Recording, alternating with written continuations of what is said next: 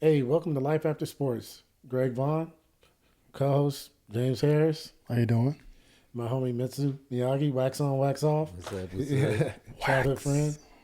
Right on. and we're just gonna talk about and chop it up with whatever happens with life after sports. We all have our journey, and we want to hear everyone else's journey as well. Yeah, it's one of those things where, a lot of times when you guys retire from your respective sports, like we don't follow you anymore. It's not that people don't want to follow. It's just that, especially back in the day before social media and stuff, it's like we didn't really have a chance to follow you guys after. So we kind of wanted to get into that realm of like how, what it's been like for you guys after, after your retirement. So like just starting off, like Greg, just give us a little recap on like, your playing career and like growing up and everything and meeting Mitsu and James along the way and where you're at today. Well, for me, growing up in South Sacramento, we played sports our whole life, and I was blessed and fortunate enough to play in the major leagues for 15 plus years.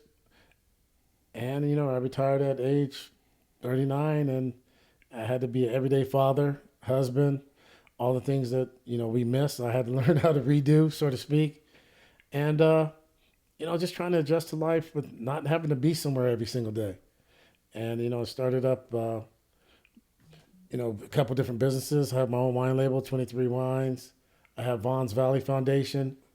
We're trying to find a cure for type 1 diabetes. My oldest son, Corey, has type 1. So, with that, and then me and Mitsu have some businesses.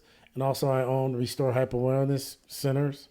And, so it's been interesting. It's been a lot of work. And, just trying to stay healthy and enjoy life. That's where it's at, man. Enjoying life, right? That's kind of like what we talked about, Mitsu. It's like, with this podcast, the whole idea is like, spreading goodness essentially, and having role models and stuff like that. Because for, you know, coming from a fan's perspective, a lot of the times after people retire and stuff like that, you don't really hear positive things. It's only comes up when the negative stuff happens. So like we want to be like more positive here, and like obviously we just mentioned Greg. You got a couple charities going on and everything, and people need to know this kind of stuff that people are out there trying to help, and especially when you guys talk about Sacramento, like that's your guys' town, right? Yes, sir. So you guys still have roots there. I know we're based in Vegas, but you guys bleed Sacramento for sure. Yeah, for So sure. I know, and I know Mitsu, like I said, same neighborhood. We bleed 916, you know what I mean? But Yeah, for sure. but they just make it so tough, man, being a businessman in California and in Sacramento. I mean, you get tired of fighting every single day. You know what I mean? You get tired of, pulling teeth. We have some endeavors in, the cannabis field too. We're the first city to have legalized marijuana, and we don't have a person of color that has a license. We have licenses, but I don't want to misspeak. We probably have one or two stores that are or dispensaries that are open now, but they try to set us up for, say that giving us a hand, but they're still setting us up for failure. You know what I mean? There's some other things that they can do, and we tried talking to them, and we're still fighting for it. But now they're talking about being fair. I mean, for almost 40 years, they didn't care about fair, but now fair comes out their mouth. You know what I mean? So it was frustrating. I just needed to change. You know what I mean? I'm not married, so I just had to go because I was just sick and tired of the California way for a minute. the mass exodus of California, right? Like legitimately. I mean, I think I live there. I grew up there. Our camera guy is from he lived there too for a long time. We're all mass exodus from California because you're right. Like they make it so hard just to start a small business, or it's all corporations there. It's Silicon Valley, right? They don't really care about the little guy. And what's crazy to me is like those are the people that are really providing jobs. Like the real jobs that like the people like work for 20, 30 years for, those are all medium small businesses, all of them. Well, Not really corporations, right? For the yeah, most part. yeah, for the most part, you're right. But, And like me and Mitsu, it wouldn't have affected our life. We didn't have to move. You know what I mean? But I think the frustration, and I'll speak for myself, it just got to a point where I was more frustrated and I was frowning more than I was smiling. You know what I mean? So, it takes 2 muscles to smile, 140 to frown. Hey, I was frowning a lot. You know what I mean? And you just get fed up with it. I'm not done with the fight though, because, we invested in our community and, hopefully, the city will do the right thing, because we are trying to provide jobs in areas where a lot of people aren't running to buy buildings and real estate.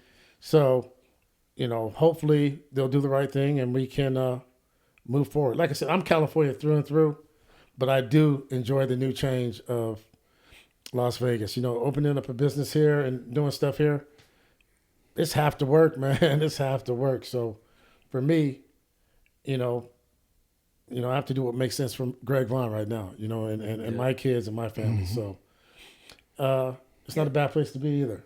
Right? No, not at all. That's why my wife and I came here too, because like Greg said, I've been in Sacramento all my life, but California, just the bureaucracy, the politics that we've gone through, the cost of living, and just I think everything's getting harder and harder for the middle class and people that are just their dollar's not going as far. Everything's more expensive, so a lot of people are moving here, and it's been a blessing to come here. It's one of the reasons why we came out. Everything, insurance, labor, rent, everything is so much better here. And I think this show, the one of the things that we, one of the key words in this is life. And I think if you look at the collective experience in this room here, these guys I admire. They've been through so much things in life, and I think there's a lot of things that I look up to them about. The things that they done, not just in sports, but as fathers, as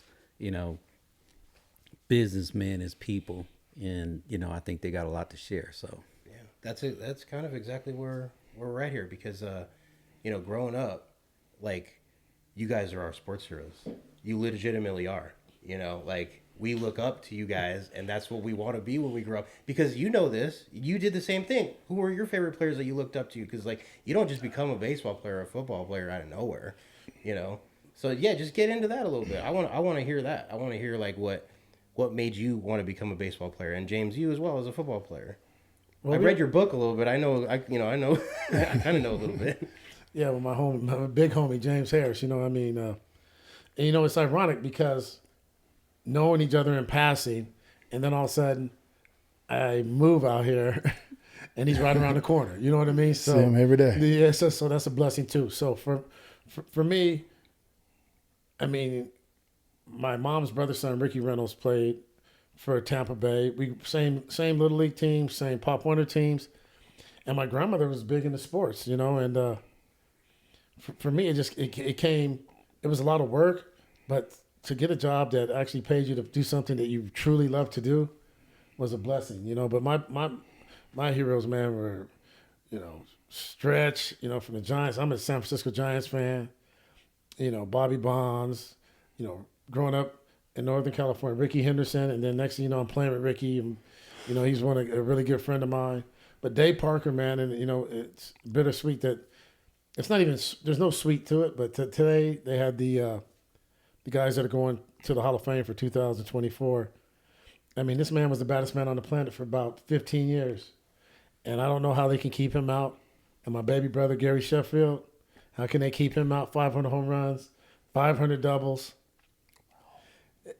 I'm happy for the guys that did get in, but come on, man. I did something last week. I was in Arizona, and I just put down numbers of players, and I said, you guys pick who should be in the Hall of Fame. Going off of numbers, there's not a list. There wasn't a person that didn't pick those two off that list. Wow.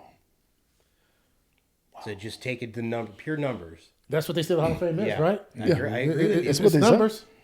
It's numbers for some, and it's not numbers for some. Yeah. It's numbers for. Hey, Hey, but growing up as a person of color, man, we learned that day 2 coming out the womb. Well, it's about who plays good with the media. If you play good with them, when it's their time to get put in the Hall of Fame, they usually slide you in. But if you didn't play good with them in the beginning, they the ones that keep you out, which I think is a shame. It should be a players only vote.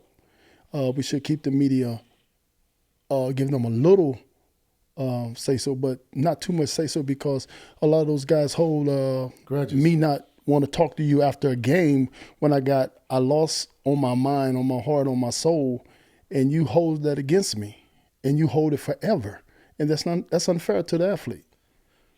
Yeah, hey, we know life is, it isn't fair, but we are blessed. That's something me and Gary were talking about today. We learned that life isn't fair, and we're not complaining about our lives. But we understand that we're blessed to play a game and get paid lots of money. So we're not complaining. We're not talking about that. But if you just talk about numbers and what's right and what's wrong, who gets in and who doesn't get in, there's too many people with biases towards one another that keep those other folks out. You know what I mean? Mm-hmm. Hey, it doesn't matter if you're purple, brown, whatever color you are, man. If you got the numbers, you deserve to be in. The numbers say it. The number is the key. The numbers. Leave it at the numbers. Yeah, you're right though. Looking at pure numbers, but you're right. Who votes the people in? Right? It's the media. It's the media. So if you didn't play well with the media, you're absolutely right. Some people, like when you go back to basketball, right? Like I remember watching stuff on Kareem. Kareem hated them. He didn't talk to the media, but his numbers are undeniable, and he's one of the greatest of all time. So it's almost like you gotta let him in, right? But I guarantee you, had he been in the middle of the road, they wouldn't have let him in, even if the numbers, were there. So you're right. You're absolutely right about that. My grandmother used to have a saying, "Hey, don't make it close." and you know what? As far as I'm concerned, Shep didn't make it close. No. Dave Parker didn't make it close. No. You know what? And Fred McGriff, who got in last year, but he had to go through the advisory board, the governing board, to get voted in by the players. You know what I mean? Or whatever that board is, former players. So hopefully we'll be drinking 23 wine to Shep and Parkway, when it's their shot. But it's a shame that 2 players, and I played the game, of their caliber aren't in the Hall of Fame. Wow. No, you're right. 500 home runs should be automatically in. 500 doubles. And 500 doubles. And one of the most fearless hitters in the game. And Dave Parker was the first $1 million player. I mean, he was a mentor to me and Gary. But, I mean, he controlled the game on defense and base running, hitting the ball out of the ballpark, winning batting titles, MVPs, throwing guys out from the gate. You know what I mean? So, what more can you do?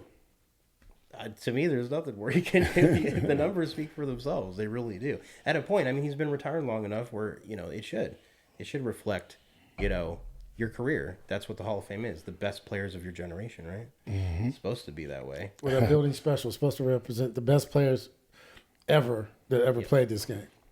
So how can you keep some out and then let some in, and you have different standards for different people? So it's, but we live in a flawed world, so it is what it is. Mm-hmm. What year did you guys retire, each of you? I retired in 2000. I retired 2004. Hey, the body doesn't work the same, man. When you're 39 years old, I go to bed healthy and wake up with a pulled hamstring or a pulled calf. I'm like, I got to go explain this. How do you explain this to the trainer? You know what? That's a good point. Like, I think that's what a lot of our viewers and listeners will like to listen to, because it's like, yeah, it's not like you retired and then all your injuries go away. No, they stick around. You mentioned you're still getting surgeries. Oh, yeah. 7 weeks out of a reverse shoulder replacement. You know what I mean? I just got my knee did. 20 years out of the game, each of you, and still getting surgeries from your time playing. Yeah.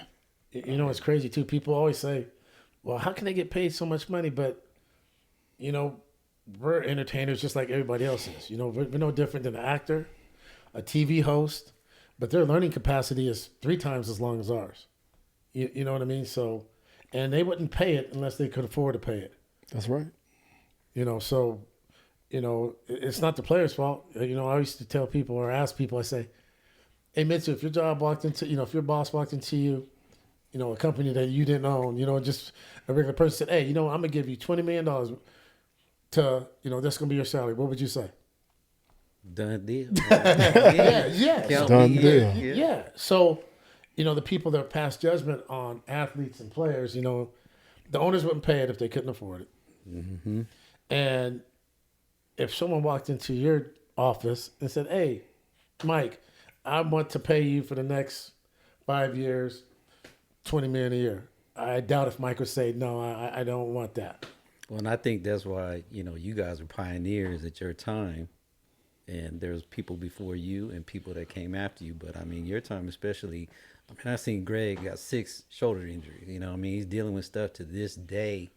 And people don't talk about that. They don't realize it's like, hey, it's like you said, you're getting paid to play at the highest level in the profession, but nobody thinks about the after effects later in life. And that's, nobody's talking about that, and I see it every day, just, knees, backs, shoulders, Right. 6 shoulder surgeries. And he just had to have a new shoulder in now. A whole cut off the arm and put a new shoulder. That's crazy. I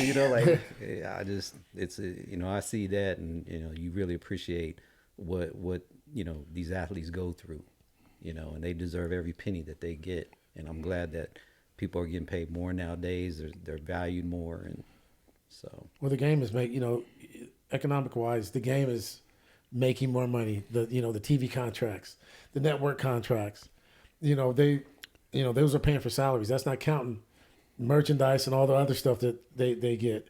They're the owner. There's not a broke owner out there. Mm-hmm. All of them have a B in front of the name. Well, what the problem is? They can't hide the money anymore because it's the internet. Everything is right there in your fingertips. So they used to can hide the money and pay you what they wanted to pay you, but now they can't. You get it? Let me go turn it off, sorry. That's you? Okay. My bad. No, it's okay. That's what he said. I was like, I thought we had the Holiday Inn. I know what was happening. Oh, man. Hey, you got the donuts. We still roll. We rolling. No, you're exactly right. There was an old, is comedy. Yeah. It was either Chris Rock. I think Chris Rock said, he's like, look, if you're getting mad at Shaq for getting a $100 million deal, look, somebody had to pay him, right? So you think he's giving all his money to Shaq, the person that paid him? No way. Yeah. So it's like they have the money. They have the money. We've seen the deals. You're right. You can't hide because the internet anymore. Everything is out More front. power to you. Athletes should get as much. The average NFL player, they say it's 3 to 5 years. So it's like if that's your career, you need to make enough to live because you gave your body to the sport. Man. Well, I think 5 years is a little bit on the end of the spectrum. I think it's 3 years. My thing is this. Any player in this day and age play past 5 years is crazy. I think he's crazy because the money is right there. They should be able to pay us and allow these young guys to retire early. Now, when I first came in the NFL, you had to play 5 years to get your retirement. Now they cut it down to 3 because they understand that a lot of us can't make it that long because your body isn't set up to last that long in a car wreck, day after day, month after month, year after year. Those are big car wrecks that we have as professional football players. And to be in a car wreck in practice on Sunday, that's tough on the body, And I feel all my car wrecks every morning I get up. You know what I mean? I get up, it takes me 45 minutes just from sitting on the side of my bed. I might wake up at 6 o'clock, but my motor don't get started till 7:45. Or 8 or 9. Yeah, it's man. cold outside now. It's probably 10. Right, not 10, 9. Hey, and when it get cold, if I live somewhere it was cold, it'd probably be a 2 hour, But by living in Las Vegas, it kind of helps me because the weather's a little warmer. But man, when you've been in car wrecks like I've been in, and I'm not talking about on the street, I'm talking about my job as a car wreck. Every opportunity that I had in my career from 1991 to 2000, I made sure it was a car wreck.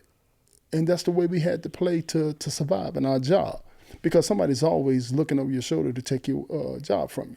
So you got to go out there and get in that car wreck to make sure that they understand this is very important to you. So did they change that during your career, the pension? After 3? No, they didn't change that until a couple of years ago, which is a shame. Then, we just had a collective bargaining meeting that they went in and said they went back and got some guys that had just made 3 years But back then, they needed 5, and they only got 3 years in. Now, the NFL did go back and get those guys and give them their pensions that only got 3 years in. Now, that was a good thing. But they making so much money now. Yeah. It's crazy. Like, when I came in the league, I was the first year of the free agency. Oh, really? People don't understand free agency just came to the NFL in 1991, 92. We didn't have free agency before that. That was no. You were stuck on that team until they got rid of you or you got too old to play. So when they gave us free agency, we had opportunity to make some more money. You know, so I was one of the first bonus babies. They called those bonus babies. It was like, because they didn't give bonuses. They didn't give signing bonuses before 1990. No. That seems crazy. Well, I should say 1991. They didn't do that. So when we came in the league, they was like, oh, here come them bonus babies. They getting free money before the first time they play a down. You know, so we thought it was a lot of money, but whew, the money they giving out now to these bonus babies, you know, every generation gonna cry. The people before me in the 80s cried about it. Now we cried about the 2000 babies. Now the 2000 babies are crying about the 2020 babies making the money. You know what I'm saying? So the money got bigger and bigger over the time. And the NFL is making so much money. We all watch the NFL. Let me tell you something. Anytime a sport can take over God's day, you something. NFL took over God's day, and that's a shame. But America loves football, and it's played on Sunday. On Sundays, we used to go to church. Now people trying to get out of church to come watch football, which is okay with me if that's your thing. But wow, a sport that powerful took over God's day.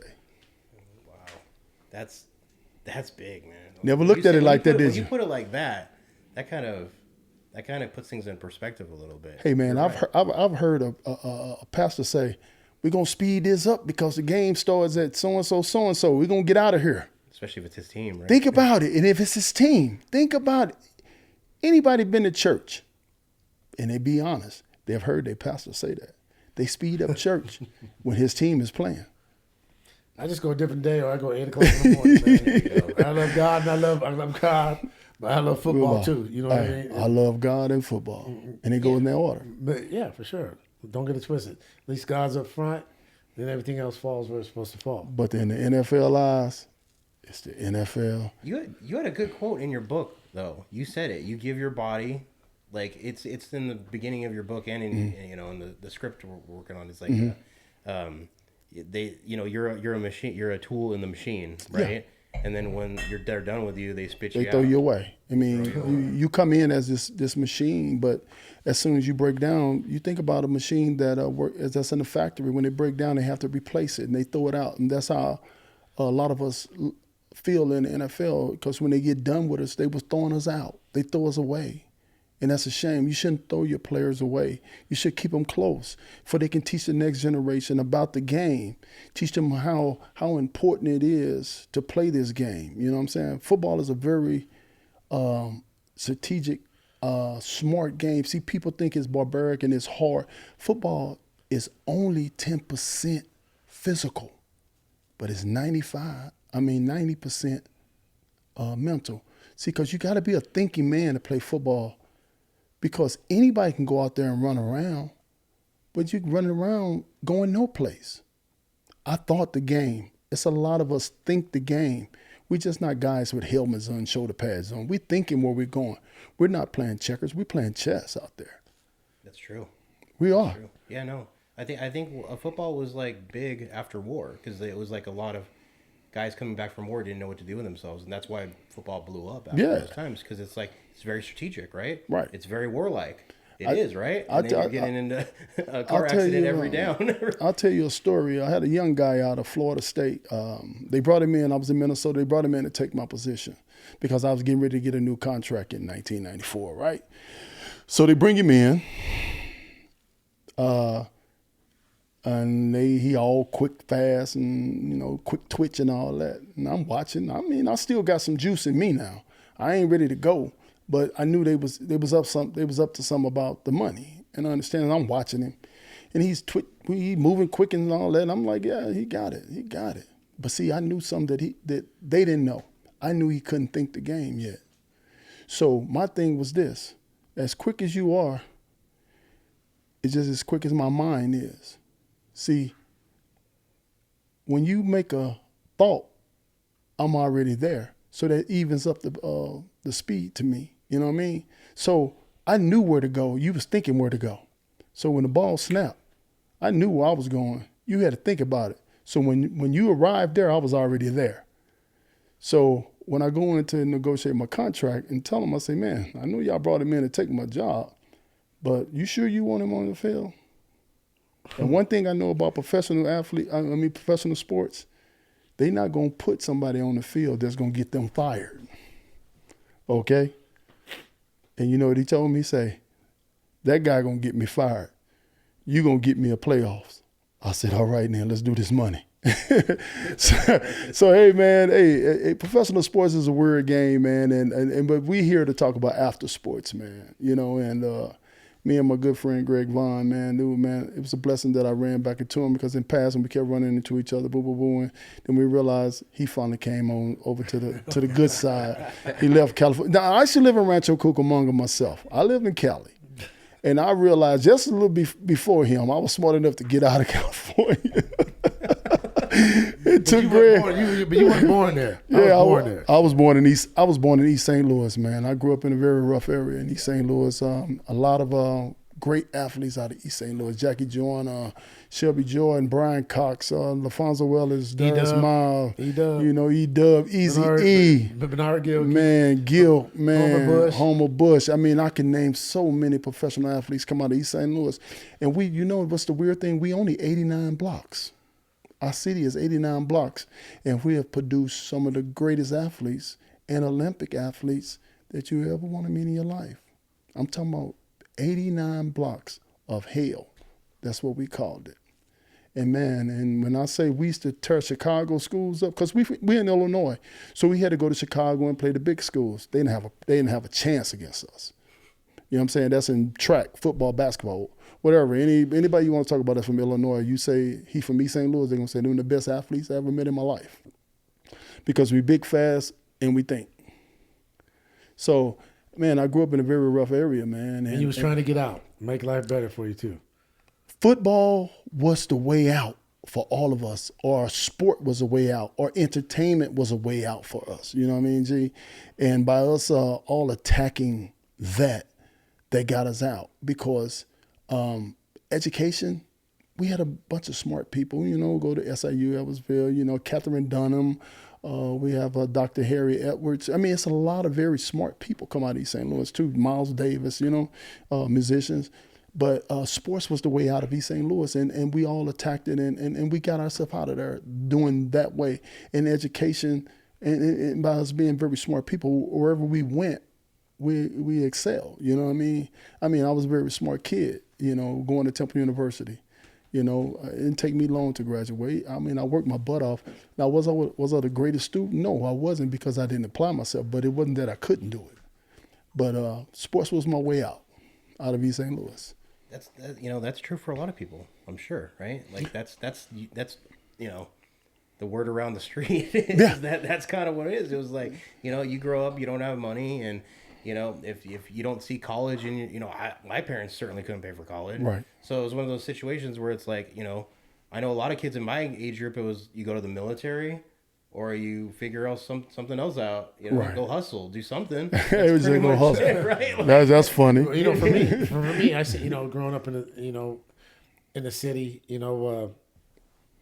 I seen them send my heroes home. You know what I mean? So the guys that I thought were the best of the best, if they messed up, or if they didn't apply themselves, or just took their opportunity for granted, they sent them home. So that inspired me not to. At that age, I messed up a lot since I've been older, but at that point, I wasn't willing to risk my whole life and my career on certain stuff, because my brother, he's probably the most gifted one in our family, you know what I mean? he took a different route. You know, Right. and I wasn't even the best one in my neighborhood. You know, Mitsu knows 24. I mean, we were in Meadowview. You know what I mean? Right. It's we weren't the best one. And my boy that passed, Ernest Lee, you know, Kennedy High School, he was one of the best. You have Bill Cartwright, you have KJ.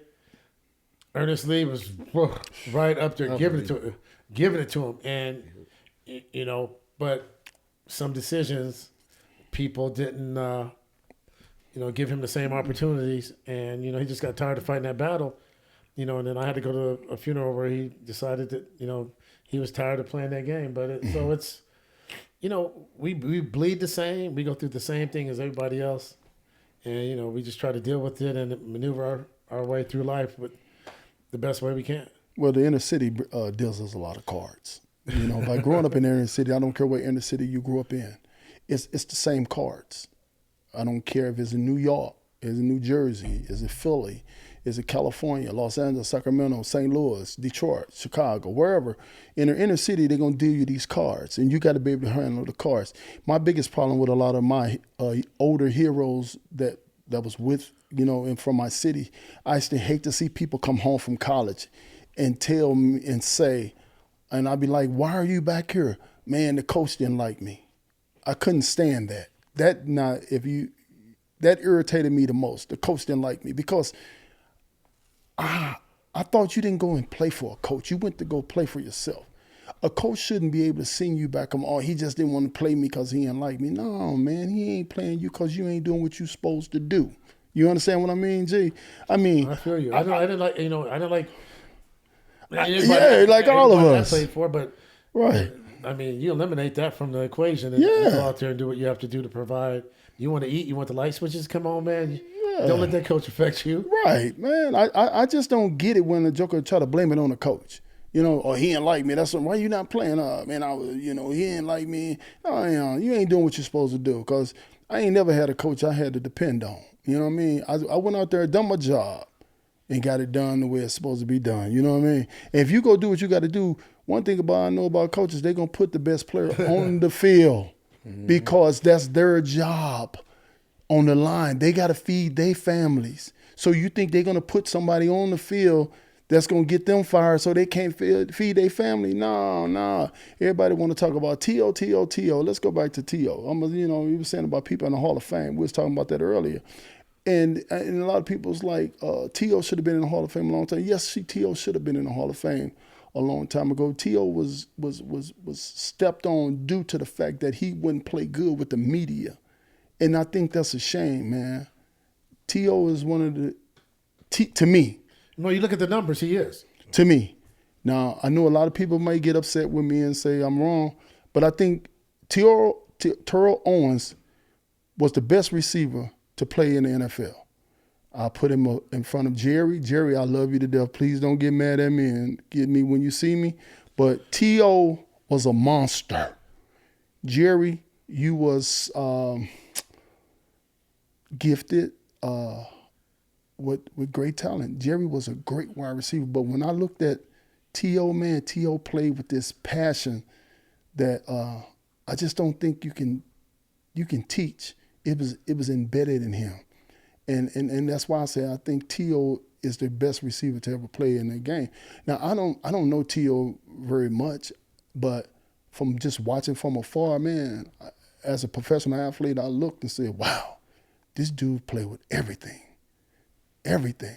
But Jerry was one of those guys that he was just gifted.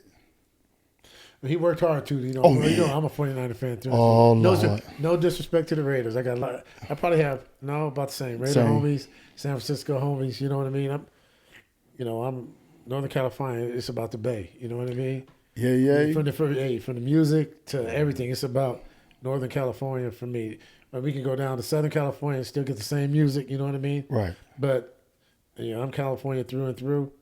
I just needed something different that made more sense for me. So, Right. you know, When I got to the Bay, I looked at it like a big East St. Louis. I fit right in Oakland. I mean, I really did. I loved Oakland because the culture. I mean, I seen people that look like me. They love the music. They love the food that I like. I mean, I loved Oakland. If I didn't grow up in East St. Louis, Oakland would have been the place I wanted to grow up in. Oakland, California. I'll tell you the Bay, and it's sad for, once again, what they're letting happen to our cities back home. You know what I mean? It's sad, but I'm a nonpartisan man. I'm not on the left. I'm not on the right. Everything's, them stars on the flag. They gave me the right to vote how I want to vote. That's right. I won't sell my soul because of tax purposes or the income that. Right, in my mind, what I vote for is what I believe in, and I fight with people all the time. I'm not a big politic guy because people that I thought were close to me, it's okay for us not to see eye and eye, but they don't look at it from my perspective. Freedom of choice, freedom of speech. It only applies for some people sometime, and for me, like I said, if you don't want to take I took the boosters, I took the vaccine, I took all that. But if you don't want it, that's fine too. Right. But don't tell me I can't have an abortion. Don't tell me I can't do so. Freedom of choice, freedom of, so it is, I'm over our politics. I think all of ours, shorten them terms to like 8-year max period, and then let's rotate and get it going. You know what I mean? I think we ought to cut it to 4. You get 4 years to fix whatever you mess up. I'm talking about in all of it, the House, the Senate, everything. Yeah, everything. 4 years. You get 8 years, and let's bounce. Let's keep it moving because you being generous. 4. But sometimes you can't get it done in 4. So 8 is good, but at least you can't become a lifetime member of Congress and government contracts. Well, my thing is if you only stay 4, you can't screw it up that bad. But if you stay longer than 4, you can screw it up real bad. Okay, I respect you. I respect how you feel. Okay. Freedom of choice, freedom of speech. There you go. There you go. Right on the show. First episode. Cheers to my man. Hey, to my big bro. Right? What it do, baby? That says it all, though. That's the whole point. I think people forget that we can have conversations. You don't have to see eye to eye on everything, but you could still be friends and not argue. And you can get into the heated arguments about it too. Right. Because again, like you just said, Greg, it's like I think a lot of people these days don't see it from other people's point of view. No, That's they the don't. problem, right? But you know what? It goes back to the old adage. Growing up, as a young head growing up, the first thing they say to you is, treat people how you want to be treated.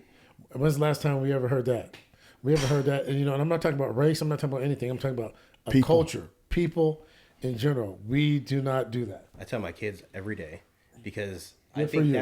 I think that is the number one thing missing in our society today is we forget about this stuff. You said, like, my grandma told me that, but you're right. Like, people don't say that anymore.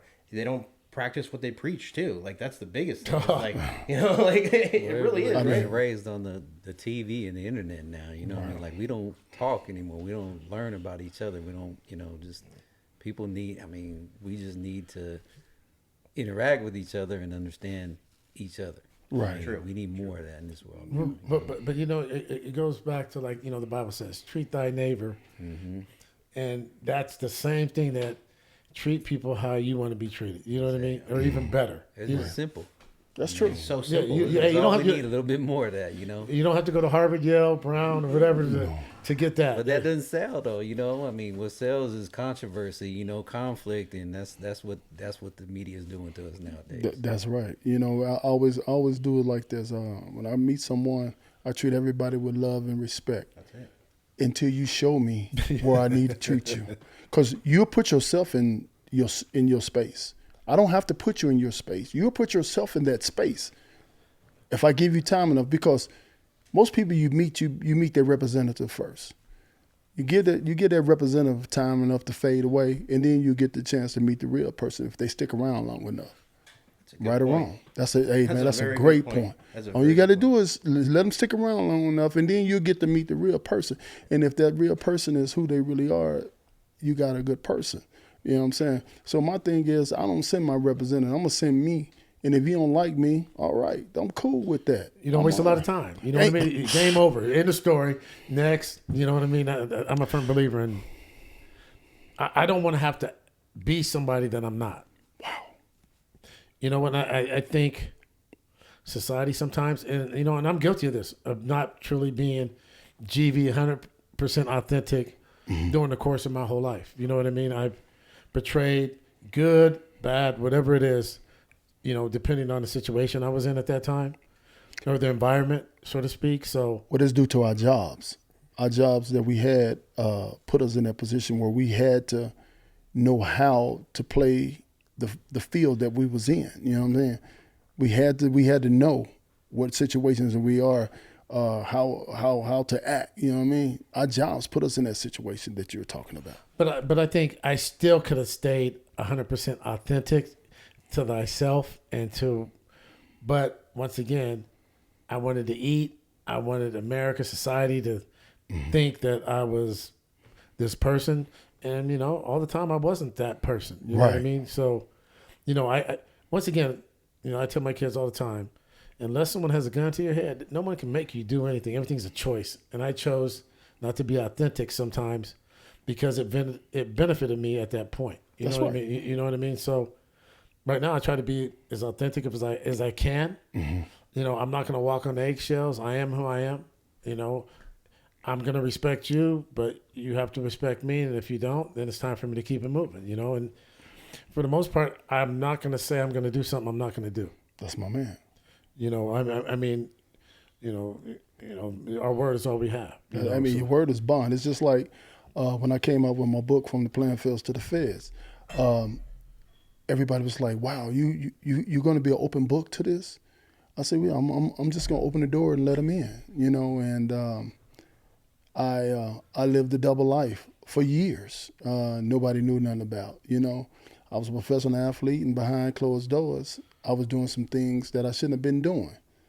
And I was ashamed of it for a long time. But then I put the book together and the movie together, and I was like, this may help someone. This might keep someone from straddling the fence like I straddled the fence. Inspiring. Yeah, I might somebody might hear this and be like, I was heading down this road, but he put his life out there to show me that this ain't the way I want to go. So I'm exposing myself to keep a lot of young guys from going down the road that I went down. You know what I mean? So when they read my book, I don't want them to read and glorify the women, the cars, the houses, the jewelry, the money. Don't glorify that. Listen to what I'm saying, where it's going to send you. The last words, feds, that's jail. You don't want to go to jail. You don't want to do something that's going to send you to jail. You don't want something that's going to send you to your grave too early. So I hope a lot of young guys get the opportunity to read my book. And, Life After Sports, we're about to do this movie or whatever we're going to do with this movie. And we hope we inspire some people to stay away from what I did. So I'm going to show you what I did. I'm going to expose my life to keep you from living my life. Yeah, no, that's real talk, and I appreciate you for doing it. And like I said, the whole reason for this podcast that a few of us had to be talked into because I don't like talking about myself, but I guess it's a platform to express what I've been keeping deep down inside. You know what I mean? It's a chance to be vulnerable. I don't know if I'm going to say every aspect or spill every aspect of my life on this podcast. You know what I mean? But I will share some things that I probably need to get out so I can bury them, move on, and grow. This is just episode 1 of Life After Sports. We're not trying to emulate or be someone else. We're trying to be authentic to who we are. And, it's some people are going to like it. Some people aren't going to like it. Some people we're not going to fit whatever their spectrum is, and that's okay too. I'm in the wine business, 23 wines. I'm in the wine business. That's right. A lot of people don't like it, and that's fine too. But there are some people that do like it. And that's just the way it is. I remember growing, I wanted everybody to like me. I went to a sports psychologist. He said, why do you need everybody to like you? What does it matter? I never looked at it from that side of it. But this therapeutic to you. See, like when I wrote my book, that was my therapy. I got all of that stuff out because I hid it inside me. And when I started putting it on paper and letting it out, I started feeling better. Just the same way that with this podcast and with Life After Sports, you'll be able to get a lot of these things off your chest that you suppress, that you kept inside. It's okay now because you've done all the things that you really wanted to do in life. You got great kids. You've been married. You've played hell of a great baseball, man. You was my Appreciate dude. that. You was my dude, man. I say, hit that thing, brother. I always tell you, every time I see the balls, I say, hit that thing. But now you can get all that stuff that you had to suppress due to the fact that we was playing a sport that paid us to be something that we really wasn't. And now you can let it go. Because once I wrote it on paper and put it out there, I was like, I'm free. Nobody can guess anymore. You can't walk behind me and say, I think. No, I put it out there. I told my story. Now this podcast is going to give you the opportunity to tell your story and get it out instead of us going and sit on a couch and let some man with a pad sit next to us and tell us, express your feelings. But hey, my men's group. Hey, I gotta give a shout out to Midtown. You know what I mean? In South Sacramento, my homie, Big Bro, Bob Ballion, Pastor Efren, Gus Armstead, those guys gave me a safe place to express myself. You That's know what I right. mean? Because, when you grow up in the inner city or the neighborhood, we only see certain things. So what we see, you can't be that vulnerable and allow yourself to be truly authentic. You know what I mean? Right. You had the persona, perception. We had to live that lifestyle. And like I said, right is right, wrong is wrong. There's no excuses. I wouldn't trade anything, in my life. I think I had to go through all of it to get to and evolve to be in this place right here. And I went back and I apologized to a lot of people for hurting them and misleading them and lying and deceiving. And you know what? I did feel better. You know what I mean? Because I realized once I did that, they have the choice to accept it or not accept it, but I can't change it. That's right. So, already I feel a lot better. Life after sports and a glass of Cabernet. And I always tell, and even in my book and when I do other podcasts, I always say that I never hurt anyone, but I disappointed a lot. See, you can fix hurt, but you cannot fix disappointment. I disappointed my kids. I disappointed my parents. I disappointed some friends. And my job now is to make it okay because I'm never going to be able to fix that disappointment. Never. But see, I never hurt anyone, but I disappointed a lot. So my job is to try to make it okay because I can't fix hurt. Well said. I think that's a message too. That's the point. Is that we're on the next chapter of our lives. We're in the third quarter, homie. We're in the third quarter. Hopefully, I'm almost. Yeah, We halfway. We still on the second quarter with like 2 minutes left. But I mean, like James is what you were saying. I mean, like the thing is that hopefully you reach a lot of people to understand that we're human beings. Right. We all go through life. We go through phases. Every phase is different. What we did when we were in high school versus when we was 30 versus what we are now, we see a lot, and you guys were sharing a lot of things to our audience to let them know that, hey, life isn't perfect. Nobody's perfect. No. That, what you see on TV and stuff, that's a facade. That's not real, life. And then, you guys are sharing. That's why, I really appreciate you guys sharing your story. So.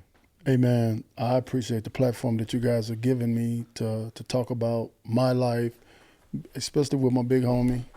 Spend some time and get this out to people that may not know how to express themselves, and have some of the things going in their life that I had going on in my life, and if I can guide them away from the things that I did, and let them know it's okay to be successful. And don't feel guilty about it. Because I felt guilty about being successful. That was crazy. I didn't know that until I started writing my book, that I was guilty. I felt guilty about being successful. I think a lot of people call that, what's the word? Imposter syndrome, right? Wow. It's like you make it, but all your friends are still in the same situation that you guys were in growing up, but you got out or you made it, right? You made a lot of money.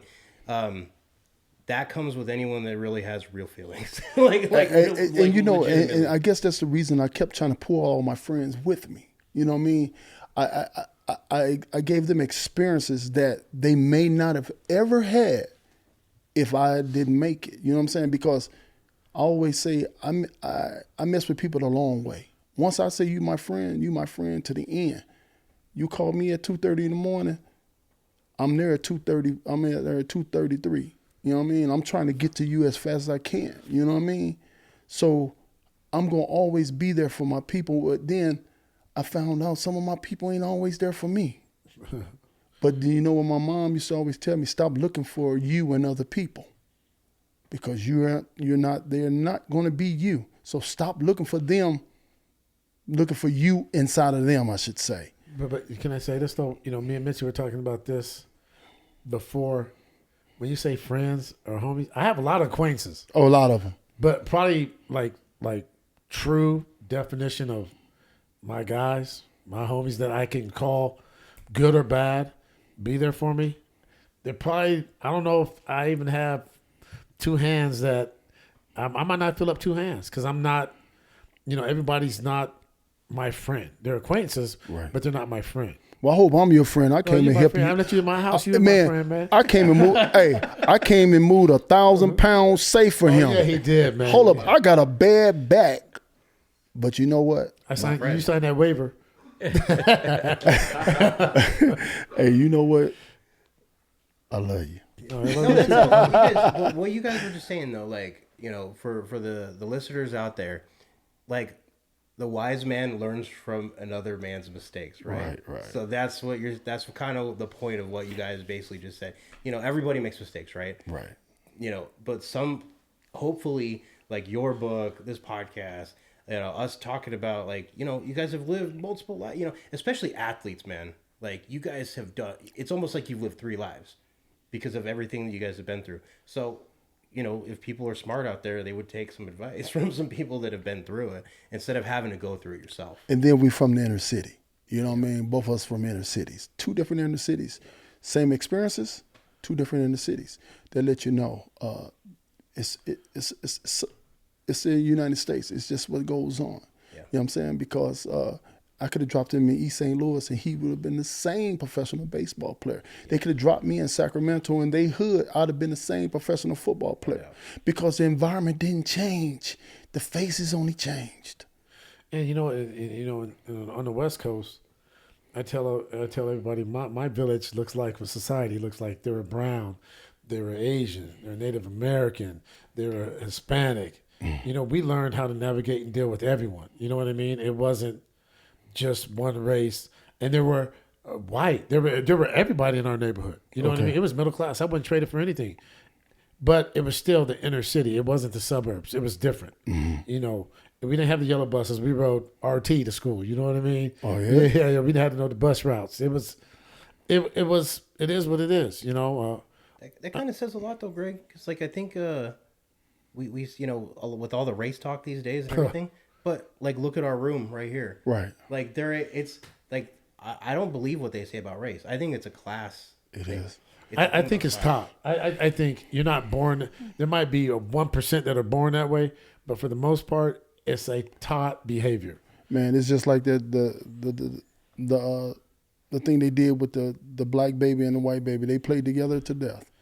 But then if you pull them away from each other, them exact same kids, and you start teaching them 2 different things to make them dislike each other. But those are the 2 same babies, because I grew up in all black city. Do you know I did not interact with a white person till I went to college? I grew up in a black police chief. Everything in my city was black. So the first opportunity that I was able to sit down with another race of people and be able to find out what they're thinking, how they feel, it was when I was in college, which is crazy. You know what I'm saying? I'm 17, 18 years old, the first time that I'm able to sit down with a white guy and I found out this is my partner. I mean, he was my man. You know what I'm saying? He was good people, but like I said, he wasn't taught anything different. You know, Right. it might not have been his first interaction, but he wasn't It top. could have been. It could have been though. But yeah, it could have been. I had, same thing. You know, when I signed up to play professional baseball, there were some cats that have never seen black people before, and they were like, "Hey, man, I want you to meet my mom and dad. I want you to meet, So, like I Right. said, people are people. Good people are good people. Bad people are Bad people. But I think I'm a firm. This is just my opinion. I think racism is a top behavior. And the crazy thing is, his name was Benjamin Baumkamp. Hey, Benjamin. Ain't that wild? And me and him sat at the cafeteria, and he was a freshman. I was a freshman. He was like, what you do? I said, man, I play football. I said, what you do? He said, I'm a soccer player. And I'm like, man, woo, woo, woo. He's like, where you grew up? He's St. Louis. He tell me where he grew up. I'm like, wow. And I say, man, do you know this is the first time I've ever sat and had a full conversation with a white guy? He was like, really? Wow. I was like, yeah. He was like, wow, that's weird. I say, man, it's life, bro. And he was like, well, my dad isn't the greatest when it comes to black people, but I just looked at life different. I was like, man, that's cool. And me and him stayed cool the whole time we was in college. I looked out on him for him because he drunk a lot. So, people used to want to tear his butt up, but they knew they couldn't mess with him because they was like, that's Big James' friend, But, man, it's weird when you grew up in an all-black city and I get my first experience at 17 or 18 to me to actually, because, it's not there where I didn't see, but I'm talking about to interact, sit down, eat, drink, laugh, joke. That was the first time when I went to college. That's crazy. As hell. But that says a lot because you're not that old. No. Like, none of you guys are that old. Like, we're not talking, you're not 80 years old, 90 years old being like, yeah, I never saw, a white person or an African-American person until I was like 18. That's just, to me, that's crazy these days. But that's how it shows you how segregation still is. Like, there is still segregated cities. But we're talking about the 80s. You know what I mean? In the 80s, see, people don't realize things were still jacked up in the 80s. It was still jacked up. Don't matter how much I wanted to be your friend and you wanted to be my friend. Because I played against guys in AAU that I seen that I wanted to kick it with them and they wanted to kick it with me, but we knew it was a no-no. You know what I mean? In Illinois, you know what I mean? Or it was just a no-no. But I'm so glad that a lot of things have changed where people just love each other. If you take the time to get to know another person, you'll stop looking at them in their face and start feeling their soul. That's it right there. Yeah. No, that's once again, word is bond, real talk. Yeah, man. Like I said, like I said, I don't want to concentrate on politics, but like you just said, in the '80s, I feel like the last few years we went back to the '80s. You know what I mean? So for me, we're still there. You know what? And there are people that I grew up with. It's okay for us to have different opinions, but I'm not beneath you because of the color of my skin. You know what I mean? I still have value, and I treat people that way. My high school, our high school, was 80% Asian, I think. You know what I mean? I don't have a problem with the Asian person doesn't have a problem with me. I ain't got a problem with nobody. Yeah, that's what I'm saying. But the 80s don't seem that far because of what we've experienced and been through the last few years. And, for a lot of people, You said it. it's, and it's scary. I have two sons. And it's scary, the stuff that I had to talk to them about. Right. We knew not to drive through some cities and not stop for gas and not do that no matter what. But I thought we were past all that. But, so for me, like I said, I won't sell my soul just because of a tax break.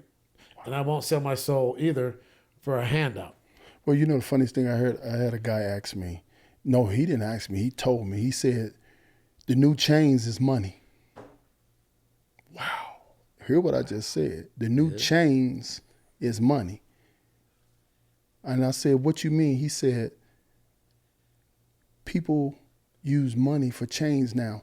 So if they paying you a lot, they think they still gonna control you because they take that nice house away from you, that private school tuition, that bank account for that girlfriend, that wife, that big house, you lost. So what they do is pay you a lot of money to control you. So if I pay you enough, I still control you. So now the new chains is money. They took the chains off you, but they just gave you a lot of money to control you. Because they know if I snatch all that, ain't no more private school, ain't no more gated communities, ain't no more Rolls Royces, ain't no more Bentleys, ain't no more private jets. All that's gone. And people are afraid to lose that. So what they do is censor themselves. And when you censor yourself, you gave your soul away. So you might as well still be in chains. That's very profound. Like, legitimately. You're right. You're absolutely right. Because you guys even said it earlier. With, like, you said it with, your NFL career. You don't want to say or do the wrong thing because they're paying you and this is your livelihood. Mm-hmm. Greg, you said you're feeding your family. Yeah. What are you going to do? You want the light switch to come on, man? Yeah, you want the light switch. So you censor yourself. Like you said, you censor yourself. Yeah. You censor yourself to get where you need to be in the world. And it shouldn't have to be like that. You should be able to be who you are and be able to perform at your highest just being who you are. But, I think, and I don't, like I said, I'm not blaming Major League Baseball on me censoring myself. I think it was a shortcoming for myself because I wanted perception and people, I thought I had to be a certain way. Mm-hmm. I thought I had to act a certain way. I had to do things a certain way. And, probably during some of it, I lost the true feeling or the true definition of who Greg Vaughn was. You know what I mean? Yeah. Well, I knew how I was deep down inside, but I knew if I walked and went in this restaurant, I had to act this way. But if I went over here, I could act that way. If I'm at a fundraiser, an event, I'm this way. Mm-hmm. But that's a talent. I think you have I should have went into acting then or something, huh? Actually, it's a talent. No, that's right. That's like most of us are minorities in this room. Mm-hmm. So it's one of those things you have to be a chameleon to get along in life. Like you learn that from a young age. It's one of those things where it's like, okay, if you're around these kinds of people, that's not just true to you. We've all had to do that for sure. And I don't think you censored yourself during baseball because that was just what you thought you had to do. I think that was learned. I think it was like, embedded in you because you're like, oh, I'm playing this game. This is for this league. We're making a lot of money. Like, you might not even think that, but it's like so deep embedded that you think that, It's in your self-conscious. No, but on the other hand, it wasn't just the opposite races. It was your same race because if you became successful and you did the right thing, now you're Uncle Tom, now you're a sellout, now you're all these things. So it's learning to navigate through all of that. You know what I mean? To be successful, you must have to do something you sold out your people. No, because I want to change and I want to stop the food chain where it was and do something different. And so I can show my kids there's a different way. I got to be an Uncle Tom now. Wow. Or a sellout. Wow. But so there's racism on a lot of different ends, so you have to navigate through because unfortunately, when you make it as and I see it change as a black person, we don't necessarily embrace that. We want to tear people down a lot of times. Right. It's almost like I said about feeling guilty about being successful. You know what I'm saying? I was guilty. I felt guilty because I'm like, man, I'm leaving them behind. And the only thing I was doing what I was supposed to do. Hey, God gave you that talent, man. So God gave it to me. He gave it to you. So, the sin was not fulfilling what God gave you. You know what I mean? But unfortunately, instead of building up, we tear down. You know what I mean? And if you tear down in your own community, how you ever going to come together? Dude, we're coming full circle because that's the point of this podcast.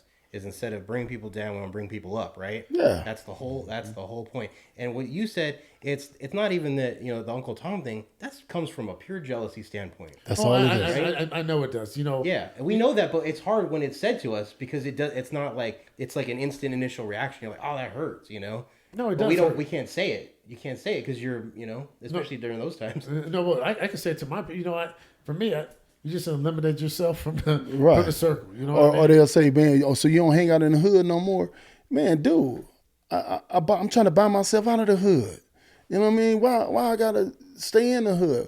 But then I had this guilt factor, so I kept myself in the hood.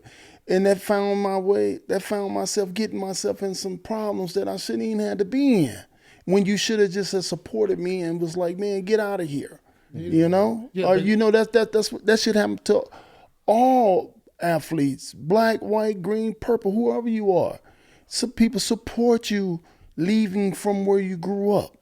Well, you know what? When you say leaving, you know, they have to understand you're never leaving, but you're just trying to have a different life. You know what I mean? Right. But they don't understand if they build you up, because we always go back. If the more we can get out and come back, our whole hood's gonna be better. You know what I mean? They don't understand that. You know, we have a tendency of people to be jealous of one another. You know what I mean? It's they say, why? Okay, you guys make it, but why you move out the hood? Well, when you come back in your Mercedes or your Bentley or your Rolls Royce, and the first thing people say, who you think he is, somebody? But you the same person that was rooting for me to leave.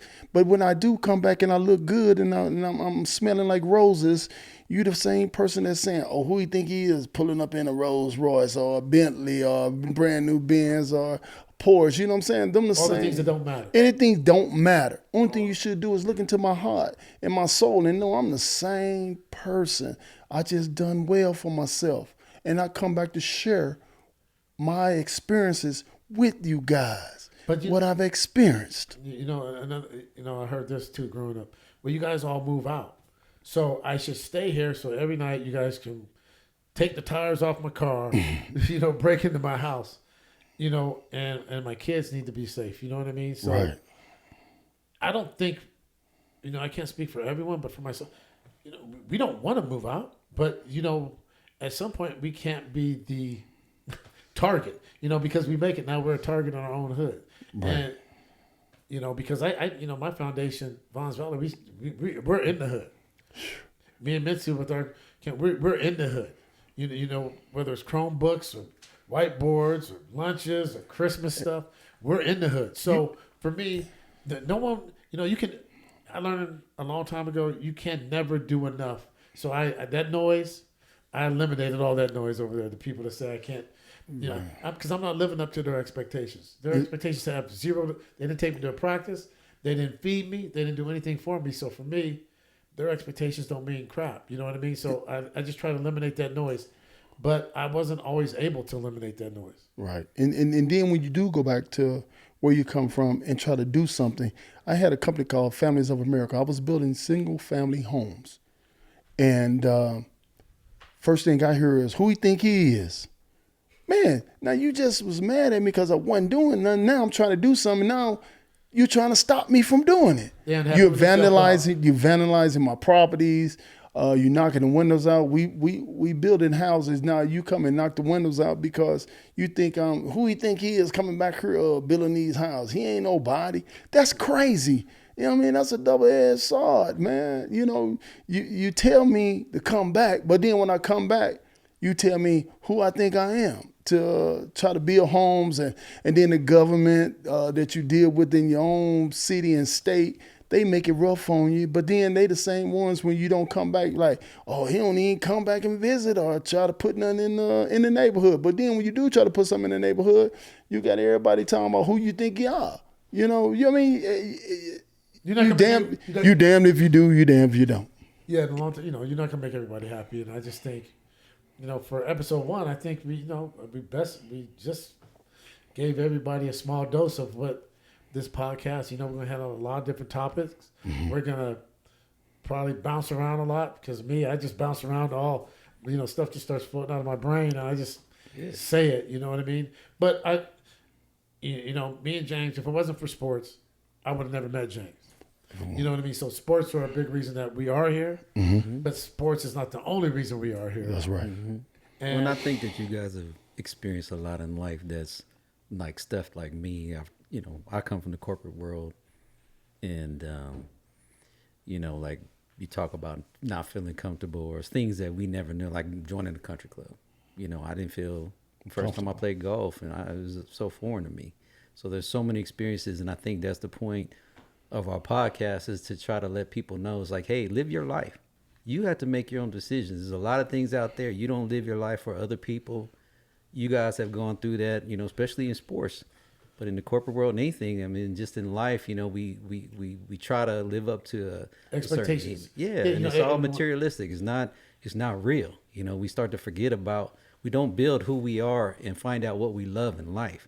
And the thing is we've got to do a lot of things. I mean, I travel all around the world. I mean, you talk about poor. You know, my wife's from the Philippines. You know, and so I think the thing is that the more I've done in life is that's the kind of things that you've done, and you're gonna be able to share with a lot of people throughout your life, and hopefully in this podcast somebody grabs something and says, man, you know, I could do anything I want to do, and they get inspired and say, hey, I'm a human being, I make mistakes, and it's okay because everybody does. We all the same, you know. You know, on that, Mitsu, I mean, that's a great point because for me,